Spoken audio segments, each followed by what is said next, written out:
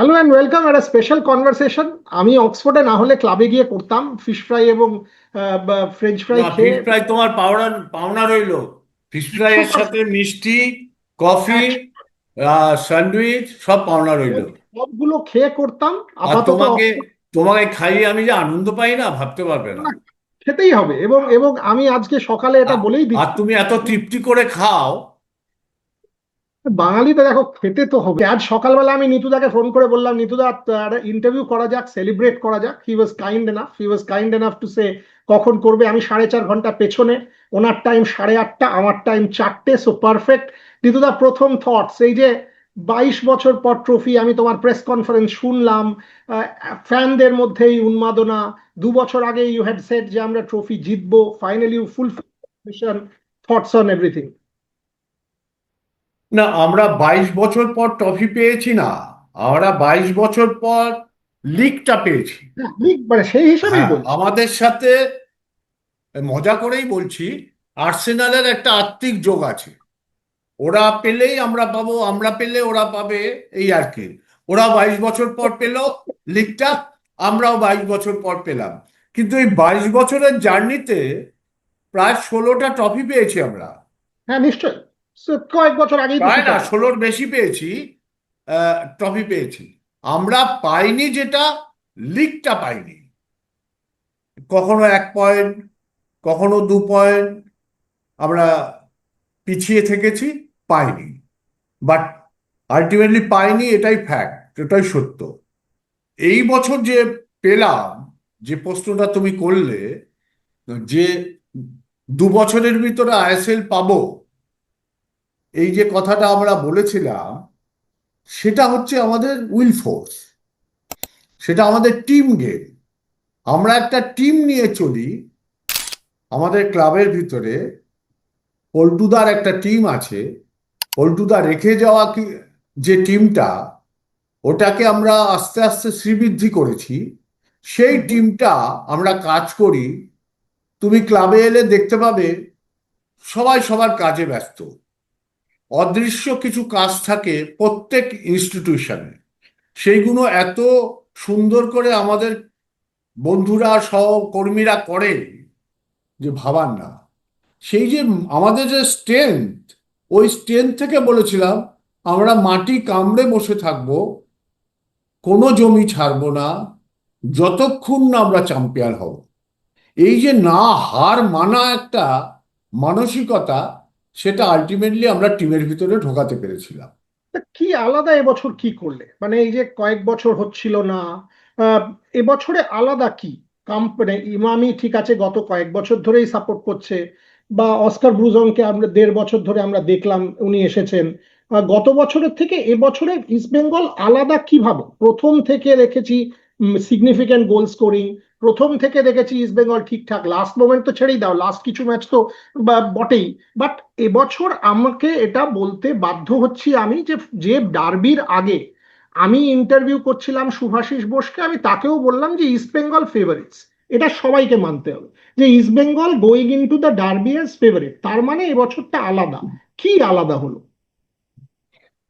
দেখো, এটা আমাদের টিম করার সুযোগ হয়নি। ভারতবর্ষে মুষ্টিমেয় কিছু খেলোয়াড় আছে, স্টার ইন্ডিয়ান ফুটবলার, তাদের কাউকেই আমরা নিতে পারিনি। আস্তে আস্তে দুটো তিনটে করে করে আমরা বেশ কয়েকটা খেলোয়াড়কে নিতে পেরেছি ট্রান্সফার ফি দিয়ে। ওই ওই যে জার্নিটা, সময়টা, সেই সময়টা আমরা পাইনি তখন। নাম্বার ওয়ান, টিমে কোচ যেরম যেরম বলেছে সেরম সেরম আমরা করেছি, এবং আমাদের ইমামির কর্ণধাররা সেইভাবে আমাদেরকে সহায়তা দিয়েছে, কোনো জায়গায় কৃপণতা করেনি। আমরা কাঁধে কাঁধ মিলিয়ে একসাথে চলেছি, যার জন্য আমরা টিমের ভিতরে এটা ঢোকাতে পেরেছি। লড়াইটা 90 মিনিট এবং জেতার জন্য লড়াই, এবং টিমের রিপ্লেসমেন্ট খেলোয়াড়গুলো আমরা খানিকটা দিতে পেরেছি, যেটা বিগত দিনে তখন দিতে পারতাম না। তার কারণ হচ্ছে বিভিন্ন জায়গায় লং টার্মের জন্য খেলোয়াড়রা চুক্তিবদ্ধ ছিল, সেটা একটা কারণ। তারপরের কারণটা আমার কোচ, সে টিমটাকে জেতার মানসিকতাটা ওদের ভিতরে ঢোকাতে পেরেছে। এটা আমার পরবর্তী প্রশ্ন ছিল যে অস্কার ব্রুজন আলাদা কেন? এর আগে বেশ কয়েকজন কোচকে আমরা দেখেছি, কার্ল স্কোয়াড্রার সুপার কাপ জিতিয়েছেন ইত্যাদি, বাট অস্কার ব্রুজন তোমার নিজের অ্যানালিসিসে তোমার আহ, আহ, তুমি যদি দেখো, এত কোচ দেখেছো ইন ইওর ময়দানের টেনিওর, অস্কার ব্রুজন কিভাবে আলাদা? না, আমি তো বললাম, যারা বিগত কয়েক বছর ধরে, 5-7 বছর ধরে কোচিং করেছে, তারা প্রপার টিমটাকে পায়নি। কারণটা এই যেটা বলছিলাম। এবং ফরেন প্লেয়ারগুলো ক্লিক করেনি। ভালো ভালো ফরেন প্লেয়ার এসছে, বাট ক্লিক করেনি। এই ইন্ডিয়ান জিনিসটাকে মেকআপ করতে যে ফরেন প্লেয়াররা সার্ভিস দিতে পারেনি, সেই জন্য আমাদের ফরেন প্লেয়ার এবং ইন্ডিয়ান প্লেয়ারের ম্যাচিংটা একটা জায়গায় এসছিল, যেখানে টিমকে অস্কারে নিয়ে যেতে খুব বেশি অসুবিধা হয়নি। আবার ওনার নিজেরই একটা জেতার টার্গেট ছিল, যার জন্য ম্যাচ বাই ম্যাচ ভেবেছেন উনি। সেই ম্যাচ বাই ম্যাচ ভেবেছেন বলে এইটাকে সাফল্য আনতে পেরেছে। নিন্দা, ফ্যানদের কথা একটু বলো। মানে আমি দেখছিলাম সেদিন, আমার দু তিনজন রিপোর্টার যারা মাঠে ছিল, মানে ফ্যানদের ওই ভিজুয়াল গুলো দেখে আমি একটা পোস্টও করেছিলাম যে আমি মোহনবাগান সমর্থক হয়ে বলছি ইস্ট বেঙ্গলের জেতাটা ভারতীয় ফুটবল, কলকাতার ফুটবল, আইএসএল এর জন্য বেস্ট হয়েছে, রাইভালরির জন্য বেস্ট। এই এই যে আবেগটা ফর ফ্যান্স আমার দুর্দান্ত লাগছিল। মানে কয়েকজন কান্নাকাটি করছেন, সেলিব্রেট করছেন। একটু এই ফ্যানদের কথা বলো, যারা কিন্তু ইন গুড অ্যান্ড ব্যাড ক্লাবকে ছেড়ে কোনোদিন কোথাও যাননি। দেখো, আমাদের ফ্যানেরা প্রায় 4-4.5 কোটি সারা পৃথিবী জুড়ে আছে, যা আমাদের ইনফরমেশন। গুগল ঘাটলেও প্রায় খানিকটা আমার সাথে মিলে যাবে অঙ্কটা। আমাদের ফ্যানেরা আমাদের সম্পদ। ওরা কখনো ডিসার্ন হচ্ছে, আবার কখনো উৎসাহিত করছে। যে উৎসাহিত করছে এবং যে ডিসার্ন হচ্ছে, দুজনেই কিন্তু মাঠে এসে খেলা দেখছে এবং আমাদেরকে উদ্বুদ্ধ করবার জন্য পাশে থেকেছে। এই যে পাশে থাকা, জমি না ছেড়ে চলে যাওয়া, কোনো ইঞ্চি জমি দেব না, সেটা একটা ফ্যাক্টর। আমরা বিশ্বাস করি মৃত্যুটা সত্যি, বাকিটা সব অনিশ্চিত। কাজ করো এবং কপালটাকে সাথ দিতে হবে। এই যে দুটোর সংমিশ্রণ হয়েছে বলেই আমরা সাফল্য পেয়েছি। আমরা আমার ওমেন্স টিমটাকে পেয়েছি, গত 2 বছর ধরে চ্যাম্পিয়ন হয়েছে। ভারতবর্ষ তো নেই, এশিয়াতে কোথায় আছে আমার জানা নেই, যে ওমেন্স আর মেন্স টিম একসাথে এশিয়াকে রিপ্রেজেন্ট করবে। এইটা একটা হিউজ ব্যাপার, এবং এটা আমি 50 বার বলি, ইস্ট বেঙ্গল উইমেন্স ফুটবল নিয়ে যে সাফল্য, এখন মেন্সেরও সাফল্য, অর্থাৎ ক্লাবটার একটা সামগ্রিক সাফল্যের বছর এটা। কয়েকটা কথা বলো নিতুদা। এই যে আমি পড়ছিলাম তোমার প্রেস কনফারেন্সেও যে ব্যর্থতা ইজ অলসো পার্ট অফ সাফল্য, ব্যর্থতা থেকেই সাকসেস আসে, পিপল লার্ন। এই যে যে যে কথাটা তুমি বলছিলে, আমি প্রেস কনফারেন্সটা মন দিয়ে শুনছিলাম আমাদের এই ইন্টারভিউটা করার আগে। এইটা একটু বলো যে যখন ব্যর্থতা এসছে তোমার নিজের ক্ষেত্রেও, 2022-এর কথা তুমি ভাবো, তোমাকে লোকে অনেক কিছু বলেছে, আমরাও এই নিয়ে আলোচনা করেছি তুমি আমি, যে লোকে উল্টোপাল্টা কথা বলছে, তোমার মন খারাপ লাগেনি? খারাপ লাগেনি বা ফ্রাস্ট্রেটেড লাগেনি? How did you deal with? না, আমি তো বরাবর এখনো বলছি, আগেও বলেছি, তোমাকেও বলেছি, আমি এটাকে পার্ট অফ ওয়ার্ক ভাবি। যে তুমি যদি কোনো কিছু করতে যাও, তোমাকে কিছু ক্রিটিসিজম হতে হবে, কিছু সমর্থনও আসবে। তো এটাকে নিয়েই তোমার চলতে হবে, তোমাকে টার্গেটে পৌঁছতে হবে। তুমি কি চাইছো, তার জন্য অর্গানাইজেশন করা দরকার, গুড অ্যাডমিনিস্ট্রেশন দরকার, ওয়ার্কার দরকার। একটা সাফল্য, মাঠে 90 মিনিট খেলার আগে যে কাজগুলো করা দরকার, সেগুলো আমরা করেছি। তুমি দেখো, পৃথিবীতে একটা একটা ক্লাবকে বলো তো, যে 10 বছর ধরে কন্টিনিউয়াস সাফল্য পেয়েছে। সাফল্য আর ব্যর্থতাটা কেন বলি? সাফল্যে ভেসে যেতে নেই, ব্যর্থতায় প্রতিজ্ঞাবদ্ধ হতে হয়। এইটা পারলাম না, নেক্সটটা যাতে পারি, তার ওয়ার্ক সেই রাত্রির থেকে শুরু করতে হয়। আমরা সেটা করবার জন্য প্রস্তুত ছিলাম এবং সর্বদাই ইমামিকে আমরা পাশে পেয়েছি। যে কোনো সমস্যা করলে তারা আমাদেরকে গাইড করেছে কিংবা কখনো কখনো সাথ দিয়েছে। লাজবাব এই ফ্যামিলিটা যেটা আমাদের জন্য করলো, আমার মনে হয় চিরদিন এই পরিবারটাকে, এই কোম্পানিটাকে আমাদের সভ্য সমর্থকদের ভিতরে বাঁচিয়ে রাখা উচিত। এই যে ইমামির কথা বললে, গোয়িং ফরওয়ার্ড, আমি বেশ কয়েকটা পোস্ট পড়ছিলাম ইমামি থাকবে কিনা, লোকে প্রশ্ন তুলছে। তো তোমায় স্ট্রেট জিজ্ঞেস করি, সাকসেস হলো, আইএসএল চ্যাম্পিয়ন হলো, দেশের সেরা ক্লাব এখন, ইমামি থাকবে থাকবে না এই নিয়ে কোনো কথা হয়েছে? না না, আমাদের সঙ্গে এরকম কোনো কথা এখনো অবধি হয়নি। সম্পূর্ণটাই ওনাদের কল। গত বছরও যখন ওনারা এসছিলেন তখন মুখ্যমন্ত্রীর অনুরোধে এসছিলেন। ওনাদের স্পোর্টসটা সাবজেক্ট না, তা সত্ত্বেও করেছেন। বিগত 4 বছর ধরে পরিশ্রম দিয়েছেন, অর্থ দিয়েছেন।